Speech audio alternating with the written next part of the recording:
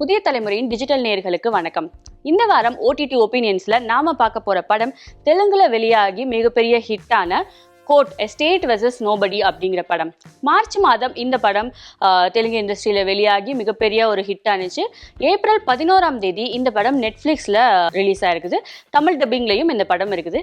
இந்த படத்துல இருக்கிற பிளஸ் அண்ட் மைனஸ் என்ன, இதுல என்ன விஷயம் கவனம் ஈர்க்கிற மாதிரி இருக்குது, அதை பத்தி எல்லாம் இந்த வீடியோல நம்ம பார்க்கலாம்.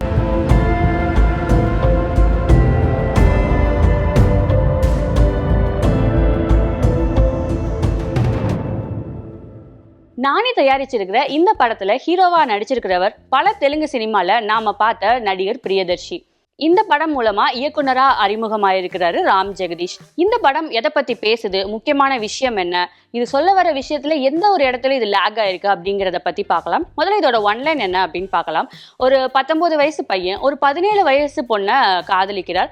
அந்த பையனுக்கு பெருசா படிப்பறிவு இல்லை. அவர் ஒரு சின்ன சின்ன வேலைகள் செஞ்சுட்டு இருக்கிற ஒரு சாதாரண ஒரு பையன், ஒரு ஏழை பையன். அதை தாண்டி அந்த பொண்ணு கல்லூரி படிச்சுட்டு இருக்கிறாங்க. ஒரு இன்டர்மீடியட் கோர்ஸ் படிச்சுட்டு இருக்கிற ஒரு பொண்ணு. அவங்க கல்லூரி கூட இல்லை, இன்டர்மீடியட் கோர்ஸ் படிக்கிற அந்த பீரியட்ல இவங்க 2 பேருக்கும் ஒரு சந்தர்ப்பத்துல காதல் வருது.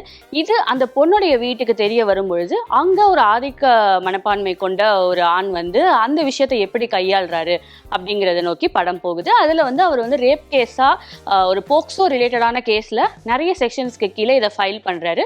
அப்போ அதுல அந்த பையனுக்கு ஒரு 14 வருடங்கள் சிறை அப்படிங்கிற ஒரு ஜட்ஜ்மெண்ட் வரப்போற கடைசி நாள் அன்னைக்கு அப்பியர் ஆகுறாரு ஹீரோவா நடிச்சிருக்கிற பிரியதர்ஷி. அவர் அந்த கேஸ்ல இருந்து அந்த பையனை எப்படி மீட் எடுக்கிறாரு, அந்த பையனுக்கு எதிராக என்னென்ன நடக்குது அப்படிங்கறதெல்லாம் படத்தோடைய இன்னொரு பாதியா போகுது.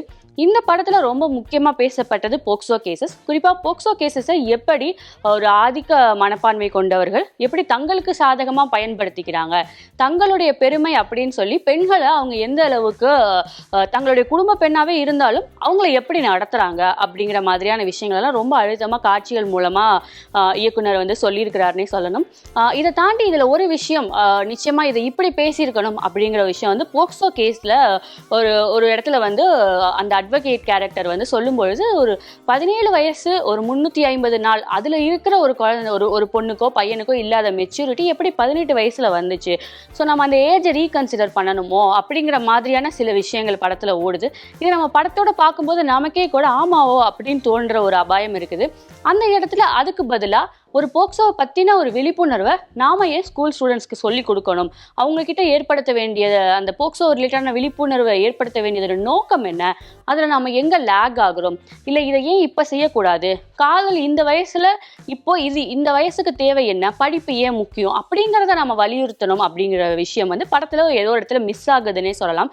அதை தாண்டி நிறைய அழுத்தமான காட்சிகள் மூலமாகவும் அழுத்தமான சீன்கள் மூலமாகவும் போக்சோவை எப்படி தவறாக பயன்படுத்துகிறாங்க அப்படிங்கிறத டைரக்டர் சொல்லியிருக்கிறாரு. இந்த படத்துல கவனம் இருக்கிற ரோல்ல அறிமுக நடிகர்கள் 2 பேர் நடிச்சிருக்கிறாங்க. சம்பந்தப்பட்ட 19 வயசு பையனும் சரி 17 வயசு பொண்ணா நடிச்சிருக்கிறவங்களும் சரி 2 பேருமே அறிமுக நடிகர்கள். அவங்க 2 பேரும் தங்களுடைய பங்களிப்பை சிறப்பாகவே அந்த படத்துக்கு கொடுத்துருக்காங்க. இது இல்லாம அட்வொகேட் சூரிய தேஜாவா நடிச்சிருக்கிற நடிகர் பிரியதர்ஷி, அவர் கூட வர இன்னொரு ஜூனியர் கேரக்டர் ஒருத்தங்க வருவாங்க, அவங்களுமே நல்லா நடிச்சிருக்காங்க. இதை தாண்டி அவருடைய சீனியர் நடிகர் சாய் அவருமே நல்லா நடிச்சிருக்கிறாரு. இவங்க எல்லாருமே தெலுங்குக்கு பரிச்சயமானவர்கள் அப்படிங்கிறத தாண்டி தமிழ் சினிமாவுக்கும் இந்த நடிகர்கள் எல்லாருமே ஓரளவுக்கு தெலுங்கு சினிமா ஃபாலோ பண்றவங்களுக்கு இவங்க எல்லாருமே பரிச்சயமானவர்கள் தான். ஸோ நிச்சயமா இதை பார்க்குற ஒரு தமிழ் ஆடியன்ஸுக்கு ரொம்ப அந்நியப்பட்டு இந்த படம் நிச்சயமா இருக்கிறது இல்லை. நிச்சயமா ரொம்ப கனெக்ட் பண்ணிக்கிற மாதிரியான ஒரு மூவியா இருக்கு. பட் போக்சோ ரிலேட்டடா பேசும்போது கூடுதல் கவனமா இந்த படம் இருந்திருக்கலாம்.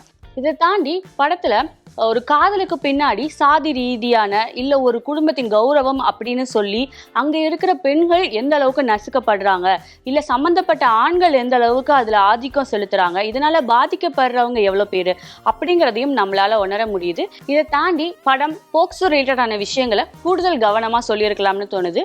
அறிமுக இயக்குனர் தன்னுடைய அடுத்தடுத்த படங்களில் இந்த மாதிரியான சில விஷயங்களை இன்னும் கவனம் எடுத்துக்குவாருன்னே நம்பலாம். நிச்சயமா தமிழ் சினிமா ரசிகர்களுக்கும் ரொம்ப நெருக்கமான ஒரு படமாக இருக்கும். இன்னும் பார்க்கலன்னா நெட்ஃபிளிக்ஸ்ல இந்த படத்தை நீங்க சீக்கிரமே பாருங்க.